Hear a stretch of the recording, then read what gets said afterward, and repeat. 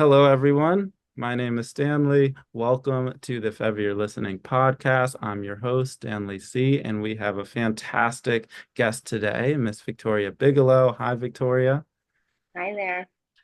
For those who are unfamiliar with Victoria's music, I have an introduction for her, and we'll start asking Victoria questions and getting to learn more about her and what she's been up to lately. So, in Victoria's In Victoria Bigelow's music, she finds acceptance and forward progression past some of life's most heartbreaking moments.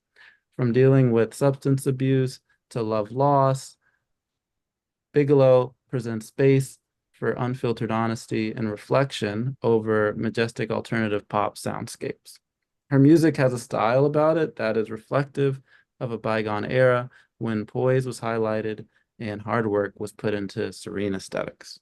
Please watch her music videos. From Marietta, Georgia, and now in Phoenix, Arizona, Bigelow's career evolved and continuously moved through trials and triumphs. From the East to the West Coast, like frontiersmen and women who made similar journeys across large stretches of American land. In 2024, she has dropped the second installment of her EP series, Songs for No One, and is currently on a headlining tour. So some flexes, some accomplishments that Victoria's had in recent years, which are important to note, is that she has become a member, and she may currently be in Tidal's Rising program for Mhm. artists. She has also been showcased in South by Southwest this year. And she's been in a number of Apple Music playlists, as well as had music featured on Sirius XM's The Coffee House. So without further ado, here's Victoria. That was beautiful. Thank you, Stanley. No problem, no problem. I had a lot of fun writing it, so I was like, don't it up. So I'm curious, Victoria, thank you so much for taking the time to talk with me today and the listeners. I want to start from the beginning. So Hmm. before you were who you are now, and even before you started making music, how were you as a kid? What was your personality like? And were you more ambitious, like more confident, more insecure, more shy, more outgoing? Kind of just take us into who you were as a child. So as a child, I was very confident, and I think, but I don't think it was a false confidence. A lot of it came from my home life was pretty tumultuous. So I think I kind of had this like forceful exuberance to me. And then And then my mom went through another divorce when I was like leaving elementary school age, and that kind of knocked me down a few pegs and humbled me. But it was around then that it was my sixth grade year that I got very into Broadway, and I was actually Annie in my school's production, Nice. and like kind of flunking out of my classes, but was like, I don't care because this is what I want to do. So that was initially what I thought I wanted to do. I had even gotten into like a performing arts school in Atlanta, and I didn't end up going because I made the move to Nashville instead. But for a long time, that was kind of the goal, was performing arts of some kind. My mom was really into performing arts and was always like playing Pippin on piano or something. So, but then I got a voice teacher who encouraged me to get a guitar and write my first songs. And that was around the same time that I had just discovered who Taylor Swift was and who Alanis Morissette was. So I was really inspired by these like younger women penning their own songs and writing their own songs. So that was kind of the beginning of my songwriting journey and my journey into wanting to be a musical artist. Fantastic. Wow. Okay. And so what you mentioned about, you're starting making songs, your mom is encouraging with this interest of yours, which is turning into a hobby, which is turning into even more, it sounds like. Take me to that decision to move to Nashville versus going to a performing arts school. Because if I read about you correctly, the whole family moves. They don't just send you, and you're quite young at the time. So kind of take it Well, through how that happened. again, things were kind of tumultuous with my mom was just in a lot of relationships when I was young. Things kind of, so we're kind of always in this like state of flux. So I had initially decided I stopped. I did not go to the performing arts high school, and I just went to the regular high school that was in my district with all of my friends because I just wanted to do that and write songs and kind of keep down the path I was walking down. Nashville was actually not a choice that I made.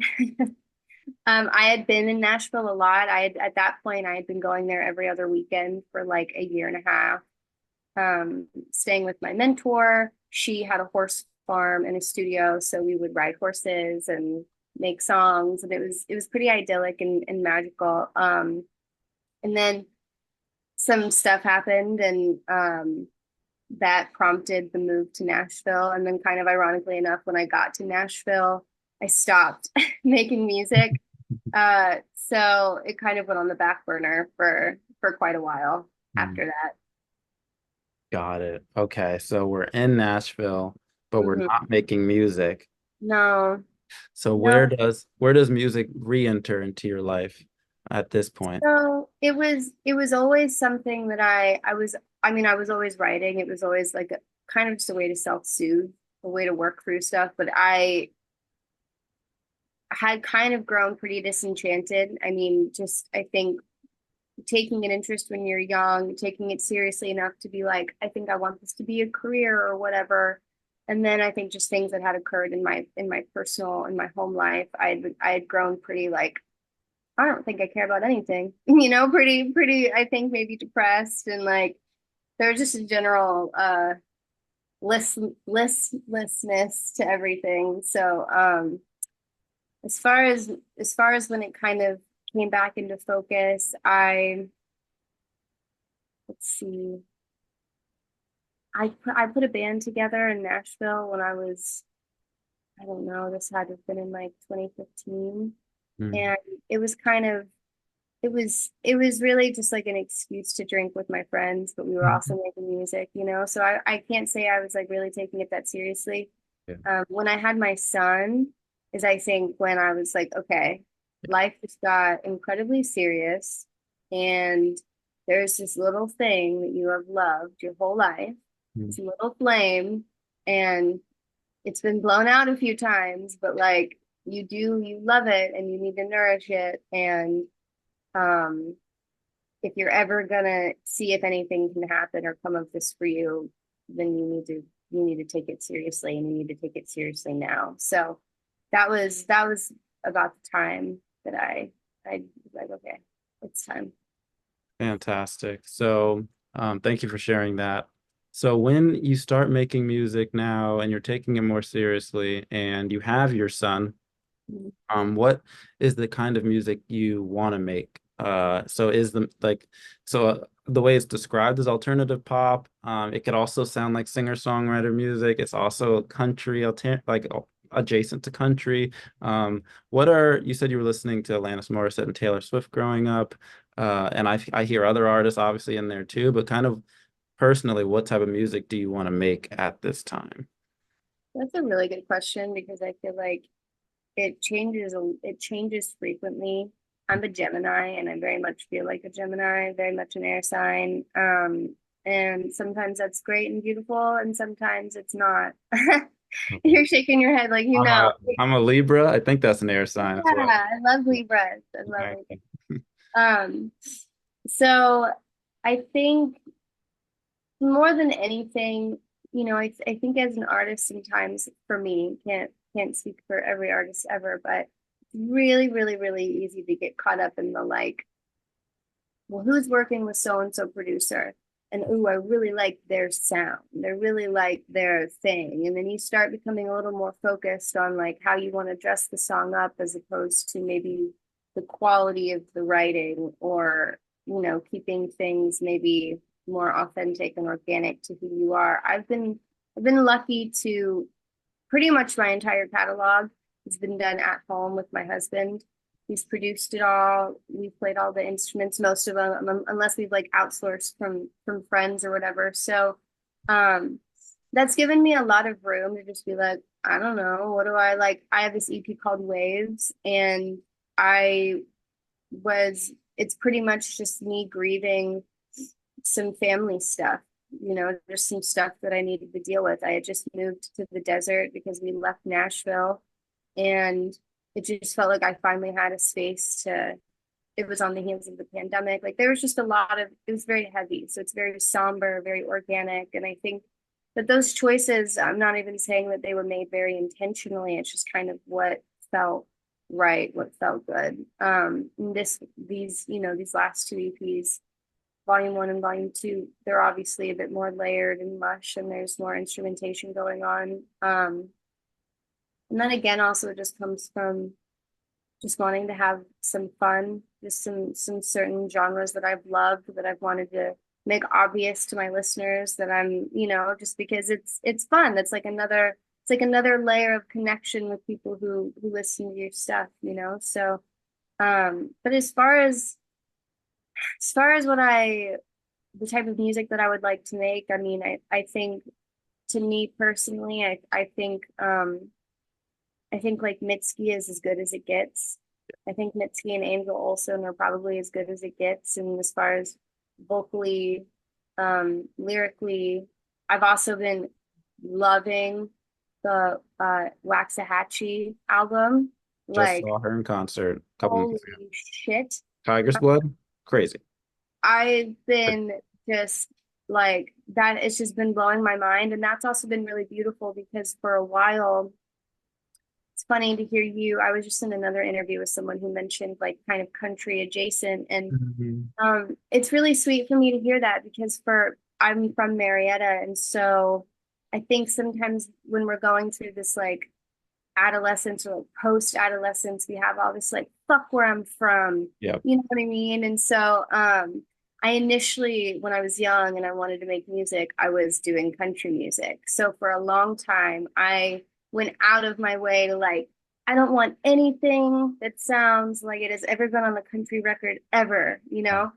So there's been this like, you come home to yourself at some point and you start to look fondly on maybe some aspects of your childhood or where you're from. And so I really wanted to do that with volume two, because I was like, okay, there is some country music that I fucking hate, like a lot of it. That's Yeah. also part of why I was like, I got to get out of Nashville, man. Like Mm. there's some crazy shit going on here, but Yeah. um, there's a lot of it that I love and that I'm gonna cherish and hold dear forever. So that's also been cool too, kind of like healing in some ways, to just honor parts of yourself. Like, you know what?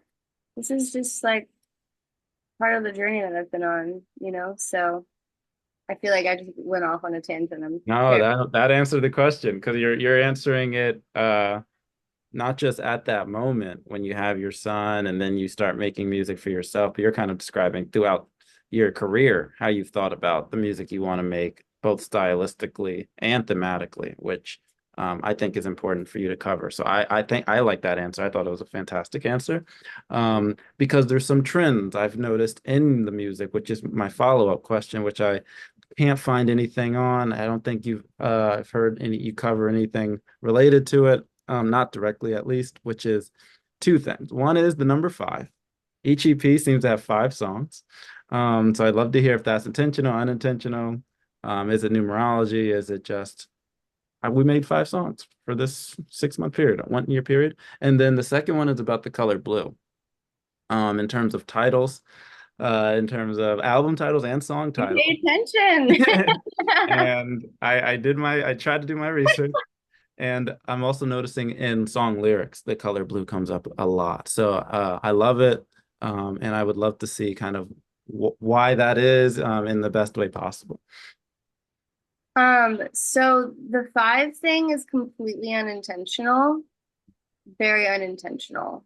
I think it's kind of, I feel like I've been forced to reconcile with just the nature of the beast, which is Spotify and algorithms love singles, and I'm not necessarily a large enough artist to be like, hey, here's a full record.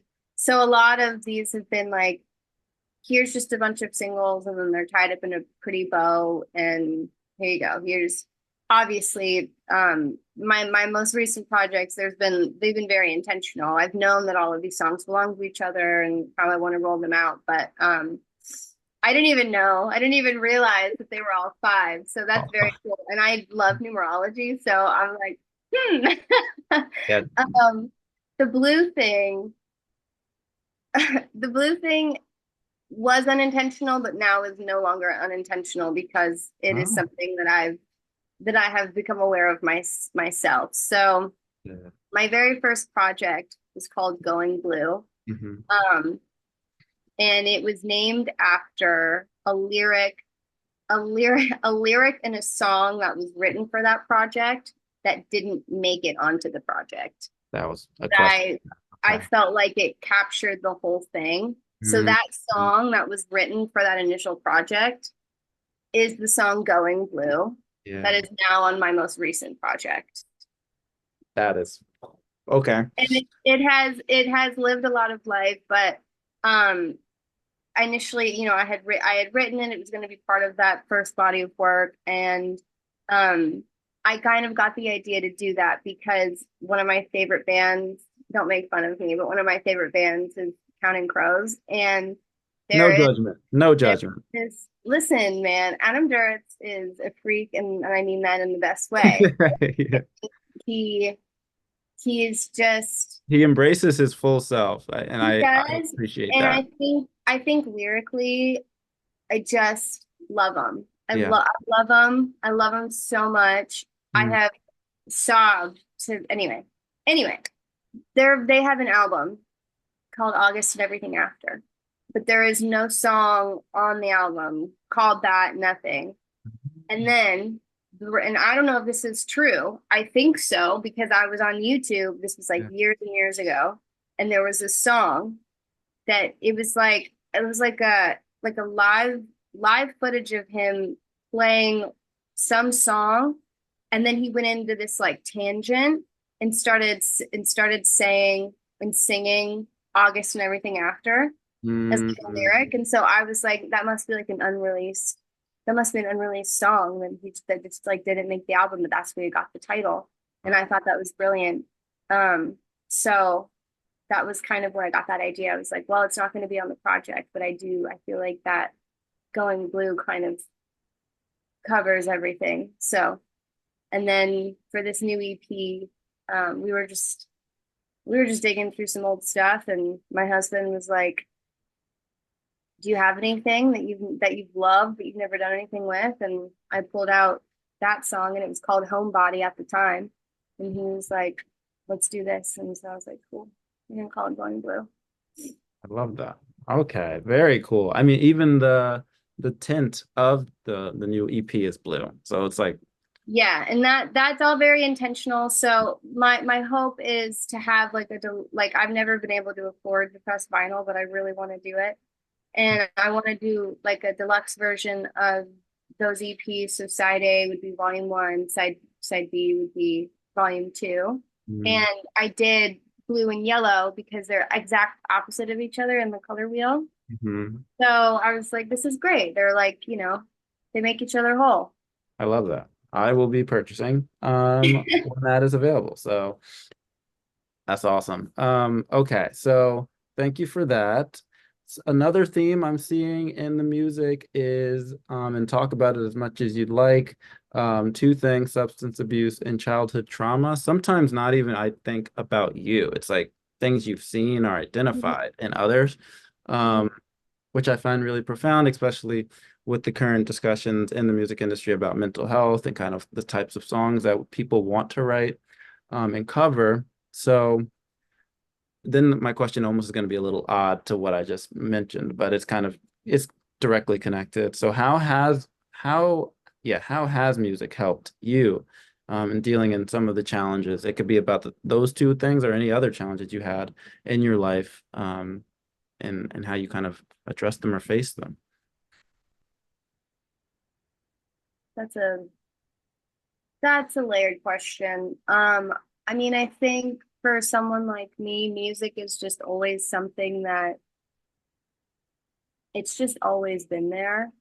Um, I have turned to other people's music time and time again for my own solace, but I'm also really eternally grateful for. There's a lot that I feel like I get to learn about myself through the writing of music because it's one of the few times that it's kind of like meditation in a sense where I feel like my waking brain kind of gets to shut the fuck up for a second and it becomes very psychobabble and I'm able to just kind of get stuff out that I don't even maybe realize I need to release or be discussing with myself. Um my journey is I'm 5 years alcohol free, which is great. Congratulations. Thank you. Fantastic. Um and I had already committed to like, okay, I can't do this anymore. I had tried to get sober quite a few times and it didn't work.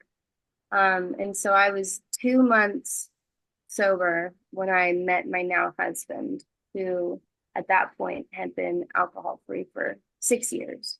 So that Wow. made it a lot easier to be like, okay, clearly something in my life, many things in my life are telling me like, yep, this is what you need to do. You need to not drink anymore because you're a shit Mhm. show when you do. So that has been really, really special and really great. Psychedelics have been a large part of my healing in my life. When I started doing them, obviously I was like 18, so Yeah. very recreational. Now I approach them very differently. My husband and I do them together a lot, and it's always a very like we have we have certain things that we need to talk about or we need to get into or certain things for him, certain things for me, certain things together. So um, I think that those have been really, really invaluable for my own kind of healing and journey of self-awareness and just trying to become like a better person. Um, and dealing with some leftover gunk of childhood trauma. I don't think that there was any grown up in my life that was intentionally trying to do harm. I think I'm lucky in that way, but I do think that this world is pretty fucking harsh and cold, and it fucks all of us up. And so parents inevitably, I think, fuck up their kids and pass that on to their kids, especially if they aren't aware of their own patterns of thought or ways of going through the world. So there's been some untangling that I've had to do. I think I think the biggest thing, like what Waves was mainly about, is like pretty soon after the time that I decided to stop drinking, I cut my mother out of my life, Mhm. and things are better now. Like they've thawed a little bit. We can text and we can do all that whole thing, but for a few years, I didn't talk to her at all, which Mhm. was really, really, really challenging because we were incredibly close when I was young. Mhm. But I think those relationships are really complex. Yes. And I think also being a mom myself, Yes. um, there are just epiphanies that you have when you become a parent that I don't know if you get there um, without that experience or Mhm. as quickly without that experience. So I'm not saying everyone has to have a kid. I'm not saying that at all. But for me, it woke me up to a lot of stuff that I needed to address. So No, music has been huge in that no, way. that's very profound. And one of my questions was about being a mother and motherhood. And I'm curious with what you're saying about kind of learning from your mom and untangling some of that so that you don't pass it on to your child. When it comes to the music, has being a mom affected the songs you write, or the songs you put out, I should say, as well as your approach to your career in music? Definitely both. Well, so that first project was very much about my first big heartbreak and my first real relationship. Um, and I think I'm so grateful to those songs, and I still love those songs. I'll still even play them at shows, but I I have found as time has gone on, writing about relationships has become a lesser and lesser thing. They've become, songs like Under the Tree, songs, like things that are I guess just introspective. And I mean, I think that's ultimately what all music is, even if it is about a relationship you've been in. But um yeah, I think it's at times I have felt completely conflicted, and I have felt exhausted and really confused. And I've known it this whole time, but it's weird that like him coming into my life was the thing that I needed to make me take myself seriously and decide I'm going to go after the things that I want, and I'm going to do my best and really show up for my art. But also having him has been in a lot of ways, it's made things take a lot longer. It's made things harder. Um I'm not as mobile as my peers. I can't just like, okay, well, and also like I don't have like family with money. Don't really have family at all much. My husband's family luckily is 16 hours north in Wyoming. But aside from that, we are out here on our own, and Mm. it has been challenging. But I think, the small victories for me have meant a lot, a lot, a lot. And I wouldn't change what I have for Mm. anything, because I do think it's just an eventuality. I think that a lot of this whole being an artist thing is who can duke it out for the longest, and Yeah. and I'm not going anywhere. So That's what we like to hear. I'm just gonna keep writing my songs and praying to the gods, and like doing my thing. And it's really cool, because at the end of all of that, I feel like I have a really beautiful family Mm. that I get to look around and be like, cool, this is ours. We've done this together, and that's really cool. I love that. I love that. And I'm gonna try to see if I can find the song that I loved at first before. Um, I'm going blue about the new recording 173, and it's actually, for those who don't know, that's the tweet that got It's really us actually connected.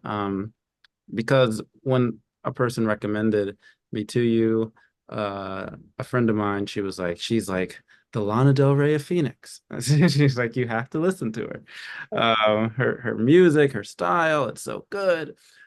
It's so retro, but it's present. It's she was a lot of high praise, and I was like, okay, who is this person? So this was a while ago. I listened to it, and that song stuck out, and it still sticks out. I still tweet about the song and um a lot of the music during that time. But I asked that because the talent's there. You're very consistent. And even though you said, it's going slower maybe than what you would hope, but you wouldn't change anything, you're seeing a lot of, I think, return on your investment as a songwriter, as a musician now. And correct me if I'm wrong, but that's what I'm at least noticing. And so, could you kind of talk about your experiences with two, I think, awesome accomplishments? One, South by Southwest and the showcase, as well as uh, your title rising program. Kind of, I'm guessing there was a process for that, getting admitted into that program. So, kind of walk us through how you're experiencing those two things. um thank you for the kind words, first of all. It is truly, it's really encouraging and really validating just to hear that. Sometimes it's hard to believe that anyone cares, when you're in a sea of, there's like a million of me. There are so many, especially right now, which is amazing. but women singer-songwriters, there are so many. So it is really nice to hear that you've connected. Let's see. So the South by Southwest thing came about because was I was a part of Luck Reunion's Artist on the Rise program this year, which is Willie Nelson's festival in Spicewood, Texas. So that So, occurred the same week as South by Southwest. ah, So that's how I was able to get South by Southwest, is because they saw that I was doing that and they're like, okay. she's legit. She's So, and then I had to actually back out of my initial South by Southwest gig because I got sick while I was in Texas, of course. And man, I see a theme here. Okay. I know, man, fuck. Yeah. And so I had a publicist at the time. I was the publicist I was working with to roll out this project, and Line of Best Fit had someone who had dropped out of a showcase, and I was able to hop on that in place of my initial show, which was great because I love Line of Best Fit. They're a great UK magazine. So that was really great. It was super fun. It was just like, I think sometimes it's easy to belittle your own accomplishments, especially when you have your own like ideals or expectations, and then when things haven't showed up quite how you wanted them to or when you wanted them to, it's really easy to, when they finally do, be like, oh, it's not good enough, which is a terrible mindset, total thought trap, the death of everything. So Facts. um I was just enjoying it, and I was having fun, and Luck Reunion was a blast. It was like one of the most special, most beautiful days ever. Mm. And then the Tidal Rising thing happened soon after that. And I think Tidal is doing the Lord's work right now in the streaming sphere. I don't, I don't want to be too vocal in any way because I don't want to get my own self in trouble. But I think that um, I think that what we have watched unfold with Spotify is a tragedy. I Mhm. think it is an actual tragedy, and I think it has completely taken away the inherent value that comes along with music and with art and even with the consumption of it. Yeah.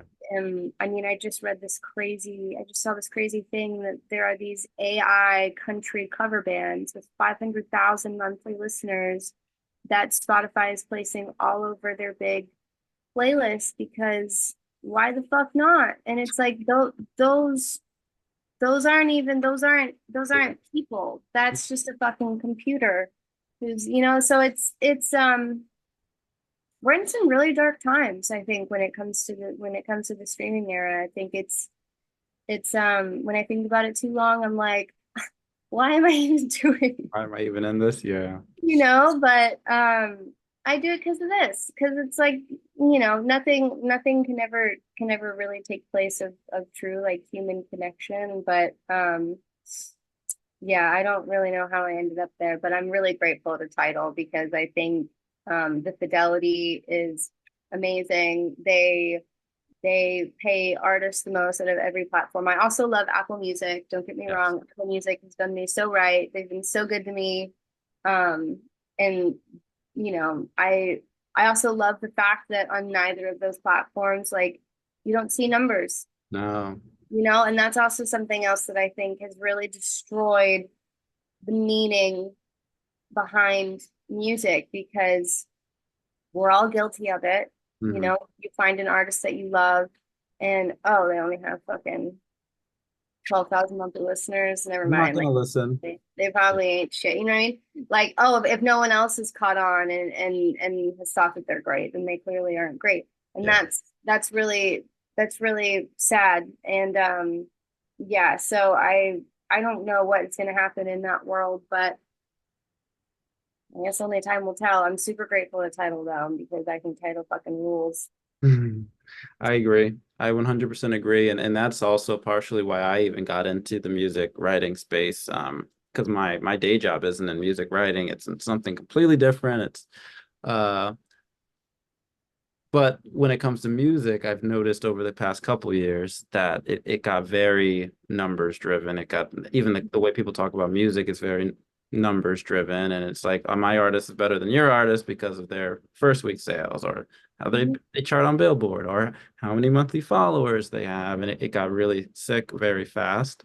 Um, and so I'm just glad artists like you exist, artists like you are consistent, artists like you drop music and talk to us because I think that's, like you were saying, that's the only way we kind of maintain whatever's left of authentic music and the authentic connection to music. And I'm just grateful that we still have some of these platforms, even like the way we talk about music platforms that exist. Yeah, Uh, agreed. but it's not, it is troubling. Yeah, I don't know how it changes because they're making the most money. Mhm. And it's based on how much money you make. So but yeah, I don't want to get you in trouble. So that's my take, not your take. But so when it comes to kind of how people connect to music more authentically, I like to think of it as live music. And so that's a place, even still, even though that's facing its own crisis with sales, and I would love to hear your experience with your current tour. But before that, I'd love to hear about the Arizona music scene or how you've kind of either felt welcomed or not felt welcomed, but kind of how did you assimilate yourself into this music scene versus maybe others that you've been a part of? Well, that's a really good question. So I lived in Nashville for a long time, and then I lived in upstate New York for a second. Went back to Nashville. Pandemic happened, um, and then I got married in the middle of the pandemic. I eloped with my husband, and he always sung Arizona's praises. And just who I am as a person, I feel very like, you know, he can just go buy weed at a dispensary. We don't have to buy it in our car and stuff it in a jar of peanut butter and be like, oh fuck, like get pulled over. We have a kid, like, little things like that. I think also just the general discussion around like I was talking about psychedelics earlier. Um, there's just a lot about living out west that felt more aligned with who I was. So I always knew that I wanted to make it out in this direction. LA was off the table just because it was a little too expensive and it just I wasn't super familiar. Like now I've spent a lot of time there. So I know like, okay, if I were to move there tomorrow, I know exactly where I want to go. The Mm, school's for Elliott, but you know, prior I didn't really know. So yeah. we it was between Tucson and Phoenix, and we chose Phoenix. Still love Tucson though. I love Tucson so much. And we were here for I don't know, maybe like not even a year, and then an artist named Kaylee Moore, who is in LA now, but is from Phoenix, um was just having a show here at a really, really great venue called Rebel Lounge and asked if I would open. We had kind of connected on the internet. Nice. And from there, just like local bookers, local promoters have just been so like encouraging and welcoming and helping me kind of get on like I'll reach out and be like, hey, you have all of these shows coming up. If any of them need an opener or can have like a local opener, I'm Mhm. your girl. And they've all been extremely accommodating and really, really, really sweet. So I'm incredibly grateful to Phoenix. It's a smaller scene. And it's definitely a little more like alternative, but I love playing shows here Mhm. because people just really love music that come to shows and they're amazing, attentive audiences.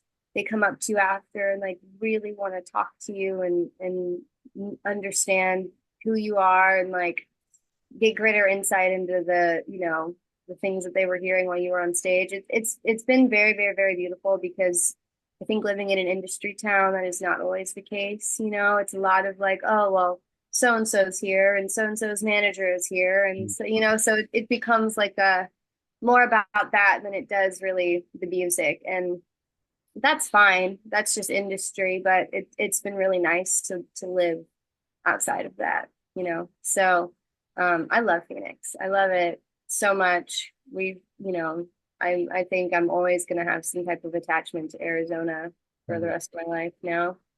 I love that. And even on your Spotify, going back to Spotify, bio, it's about living in the desert. So it's like you're even the way you describe yourself right now as a musician is rooted in where you're at, which is Phoenix, which I like. I was recently there and I love the way they're connected to nature and everybody's like always outside. And I was like, that makes sense what you're saying because it seems like it translates in how they appreciate Yeah, music. So definitely. that's awesome. So speaking of being outside and listening to music, you're on tour right now, or maybe the tour just ended, I'm not sure. But a tour has happened in 2024. So t take me through it. Was it how was your experience with it? Was it in places that you've never been before? And kind of with your current situation, you're a wife, you're a mom, you have a home. How have you been able to? Because you said you know you can't be out as much as you used to be want to be out in terms of being on the road. How have you kind of managed that this year as an artist?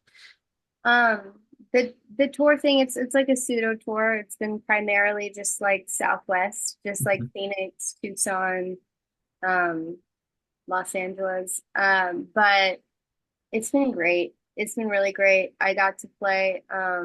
I had never, all of my times to LA, I'd never ventured over to Venice Beach. So I got to play a show that was like right on the beach in May, and that awesome. It was so beautiful. And that was really great. I mean, I think something that I get really bad stage fright. Mm, So I think something that I've really loved about performing is it kind of feels right now, at least, especially it feels very punk. It feels like a very mm, like cool, yeah, fuck the internet, fuck mm, everything. Like, we're here together and we're like actually, yeah, we might still all have our phones, but like we're actually doing something together and we're mm. engaging in a real way beyond you know, Instagram. So Okay. that's been really, really special. I think also for an artist as small as me to have some super fans, and to get to see them and hug them, and Mm, that's been really, really cool too, because it just adds another layer of meaning to what I'm doing, mm, like kind of like I honor it a little bit more because it reminds me like, oh, like once these songs are out, they're not really mine anymore. They're mm. they're the people who bring them into their lives and they're theirs. So that's really cool. Um, we got to play a show in Tucson, and I've already talked about how much I love Tucson, but I fucking love Tucson so much. I love that. Um, like I want to buy a little house there. It's so cute. Yeah. Um, but really, I mean, it's just been just kind of having to juggle it. Like my husband and I, we work freelance from home, so just kind of like just when we're not out there. Like I was supposed to come home we got home on Friday, and like Saturday we're supposed to be going to Wyoming in like 2 days Wow. for to see my husband's family. So the plan was like come home and work like a mad woman, and I haven't been able to do a fucking thing. So it's unfortunate when things like this happen because Yeah. I typically I'm always working if I'm Mhm. not, working on music or going to play a show somewhere. But we make it work. We definitely make it work. You make it work. We're grateful as fans. If you're ever on the East Coast, I'm on the East Coast, and Where are you? I'm in New Jersey. So if you're in the tri-state area, really New York, I won't say come to New Jersey, but New York or Philly, I would 100% show up. So, but that's fantastic. So you made the tour work. Is the tour still going, or where are we in the tour? Oh, The again, pseudo tour. Sorry. yeah. So, I don't have anything. I don't have anything booked until September, Okay. and I'm playing a little. I'm playing a showcase I think called I saw that online. Breaking Sound. Yeah, which I'm really excited about. So well, I'll have Mhm. that going on in September. And then if anything else comes up, any other like drivable offers, I will be all over them. And I will be posting about it on social media. But for right now, just that in September. Fantastic.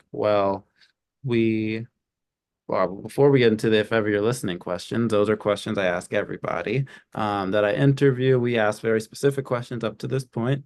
Um, but one last specific question to you is that one thing I did notice is that you're very interactive and it seems like available via social media.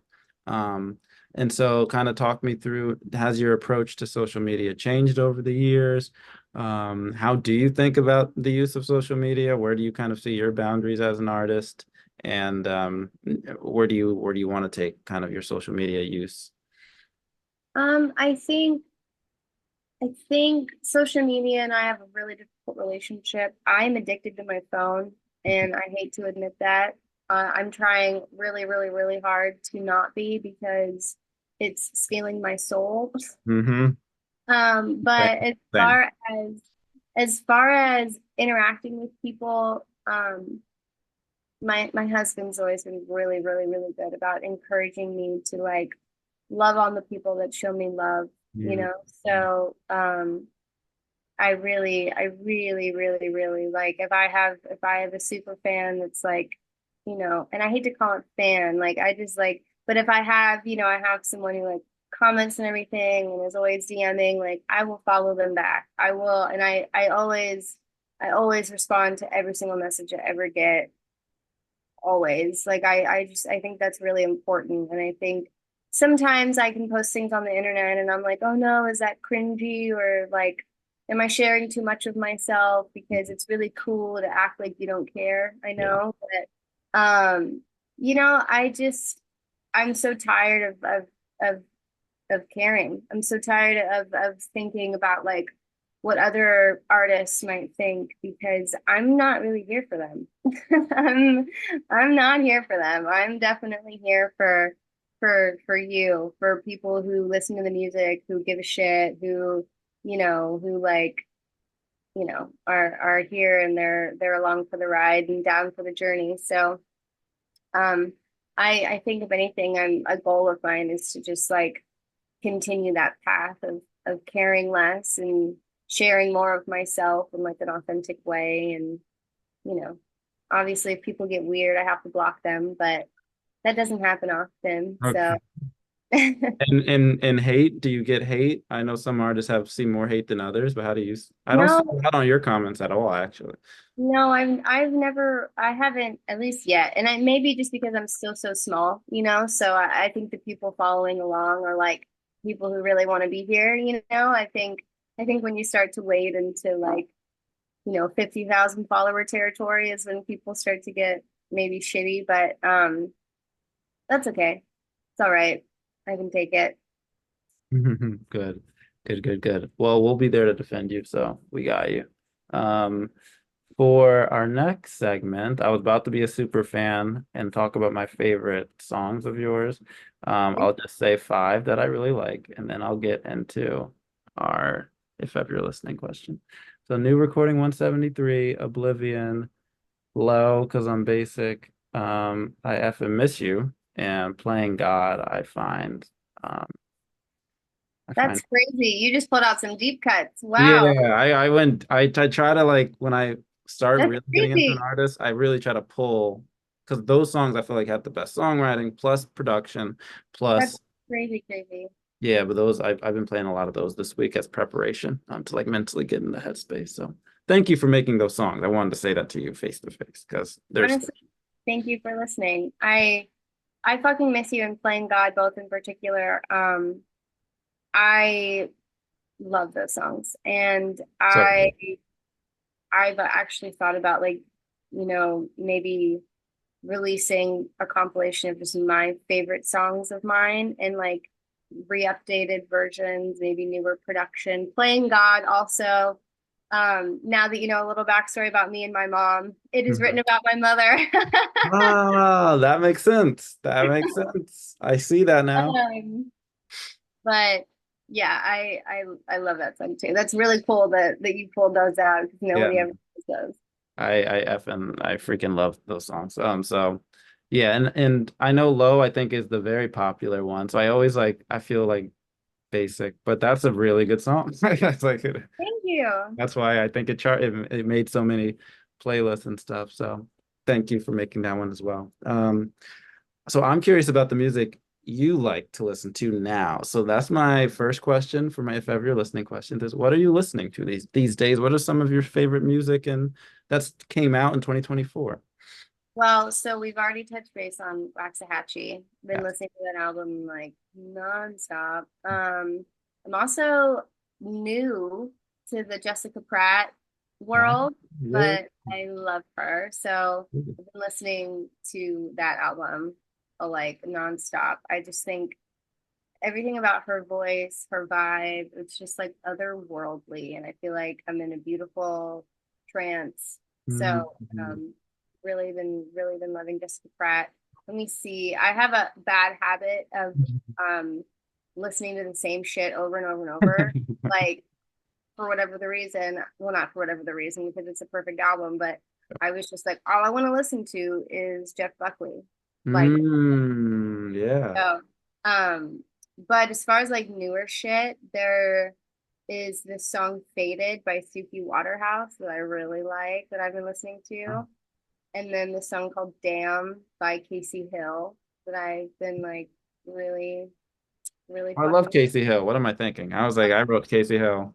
She's Yeah, Casey's great. And she's also a newer discovery of mine this year. And I think she's great. And I think her whole bug themed everything is like yeah. so cute. It's just And yeah, I think more than anything, like I was saying this earlier and it just keeps dawning on me. And now also with Miss Harris. So yeah. I just feel Yeah. like this is the time for women. I mean, I say Oh, that against the 100%. backdrop of fucking Roe v. Wade, True. but Yeah. I will say, like, I just feel like any great music coming out right now, for the most part, I feel like is women, you know, and Yeah. 100. that's really cool. I find the people that I'm discovering more often than not are women artists. Like guys are recommending women artists, girls are recommending women. Like you guys are killing it. You guys are killing it. I feel like it's been a couple years, maybe like 4 years of like dominance. I don't want to give all the credit to Taylor, but she's a big part. But there's a lot of Yeah, just like I think Phoebe Bridgers was on a roll for a while. Waxahachie was killing it. yeah. There's a lot of We've got Chapel, Sabrina Carpenter is fucking. exactly. Yeah, Sabrina's having a rock star year. I Um, love her. I think she's just the cutest little thing. yeah, she's gorgeous, and the music is I think Great. it's like some of the best pop music we've heard in a while. Like pure pop in terms of the structure, style, how catchy it is. Um, It's like sugary, but also has substance. it It's has also something. That's and the what it is. changes are really cool and Yeah. yeah, no, it's very good. It I love her. takes some risks. And I think back to Casey. I think Casey's from Arizona as well. So. She is, yeah, she's from Phoenix. Oh, okay. There we go. That's tight. Okay. So I fangirled and I was like, dude, if you ever want to get coffee, hit me exactly. up. Yeah, I think she's great. She's so That's good. that's so cool. I've definitely reached out. So if you ever get connected, I'll be like, hey, hey, if got you someone else ever you meet. if you ever wanna after we get coffee, Zoom with somebody, there's a kid I know. So I love this next question, and I'd love to hear what you would say to it. It could be a song we already talked about, of yours, but what song of yours do you think is the most underrated or underappreciated, and why? Holy shit. Hold on. Give me a second. I gotta look through them all. No rush. I honestly I think I'm gonna have to say playing God. Yes. I think I'm gonna have to say that one, Yeah. which is exactly why. Like I just think lyrically, I'm not gonna say I did a great job on that one. You did. I'll say it. She did a good effing job. If you don't I just listen to it like after this interview, I just really that song. I think if you're really going through some shit or you're grieving someone Yeah. in whatever way in your life, I think that's one for sure. And I've said it to my husband a few times. I'm like, I want to redo that one. I want to Mm, redo it and I want to give it a second chance. yeah, So because it's so far back, and yeah, you could re-up the production. But no, I think the lyrics just popped out when I first heard. I was like, whoa, she's going in a new direction here, in terms of what she's talking about, and it delivers. I'm so glad we agree on that. It's blowing my mind right now. I'm soaking that in selfishly. Um, so my next question is, and we're kind of talking about this as well. So I'd love to hear, maybe you're going to go more in depth with what you've said before. You're going to pick something unexpected, but if you could change anything about the music industry, what would it be? oh damn. Like, I feel like you're the perfect person to answer this because you do talk about this, Oh at least in this shit. interview. If just okay, if I could change one thing. Yeah, just one. Honestly, I think it would have to be if I could change anything, I would change I would really change the streaming model. And Mm, I would change the importance of I would change the fact that Spotify shows numbers at all. yeah. Because I think that we are such like our brains are hardwired to seek out patterns, right? And we also, even though we don't want to be, are hardwired to go along with whatever like the group is doing. Yeah. It's exactly why when someone starts to go viral, they start to go super viral because then everyone's like, oh, Yeah. cool, you know? Um, I think that it does something to to your automatic bias of it. I Mm, guess like how you even get to perceive or like hear the music when you see that there isn't already like value associated with it as far as like listenership or numbers. And I think that that has done a lot of harm. And I'm not even saying for the industry. I think for the way people consume and enjoy music, I think that it's done harm. So I think if I could really change anything, I mean, I would change a lot, but I think that would be one of the first things because I think um parsing a career down to, well, it's only actually good or valid if it has this many followers or this many listeners. It just cheapens everything, you know. 100%, 100%. And I wish if people found out how much time it takes to make a song and Oh like my come up God. with a song and then sell this and promote I think a lot of Well, people actually don't know that. So, oh, well, what's so crazy is like, I feel incredibly lucky because my husband is, he's just a great, so many instruments, and we have a great studio, and he has great ears, and like, I feel really lucky because of the setup that I have found myself in. But like, I don't know how anyone affords it. no. I don't. I genuinely don't know how anyone affords to do it at all. Yeah. And unfortunately, that's something else that I would change. Is I think it's very quickly becoming um, like a rich kid's game. Mm, That it sucks to say, um, but I think in a lot of ways it's true because things cost a lot of money, and I was really lucky this time around to have any money at all to spend because I signed to a small label based out of New York. But prior to then, like, I mean, we didn't have any extra money to do anything ever. mm, It's mm, literally just like, and it's really difficult because what's expected now of an artist is you have to have the visual component along with the sonic component, and you have to be able to market it, and you have to be able to actually go out and play shows, and you have to be able to do all of these things. And if you don't have any extra money to do any of that, it's like, okay, I guess the only hope is to go viral on TikTok, yeah. which also blows, Yep. like, so yeah. No, you're preaching to the choir. I don't know how you guys compete on TikTok. I'm not even on there yet because I just don't, I'm like old. I'm not even old. I'm 29, but I feel old for TikTok. And it's hard to kind of put your brain I know around. too. Oh, see, you understand. Yeah. It's hard to put my brain around what works there. YouTube makes a little bit more sense, but maybe You do not TikTok. look. I thought you were like, I thought you were like 18. Oh no, I appreciate that. I'm turning 30 in 3 months, so I'm having my own existential crisis. But it's it's uh it's tough. It's tough figuring out kind of what Gen Z is into, what they like, what they, because even as like a writer, how do you talk about artists that they even know about? Because I still listen to like I listen to all types of music, but there's like these teenage artists that I don't know yet. So it's always you have to like always stay new and stay fresh and stay on top of things. Or, It's hard.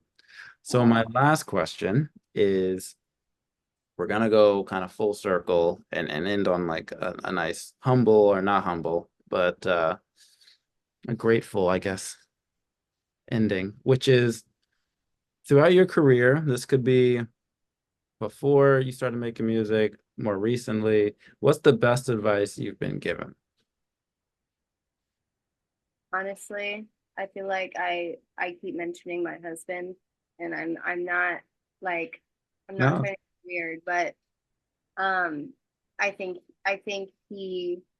he's given me, I think, some of the best advice I've ever gotten. And um and that advice was also mimicked by I've been so lucky to meet and to know this producer named Tony Berg, and we've developed like a friendship and kind of a working relationship, and he echoed some very similar things as to my husband Devin, but it's really like um you don't need anyone else but yourself, and no one is going to save you, you know, and no one's going to come hand you the keys to the kingdom. Not a manager, not an agent, not a label.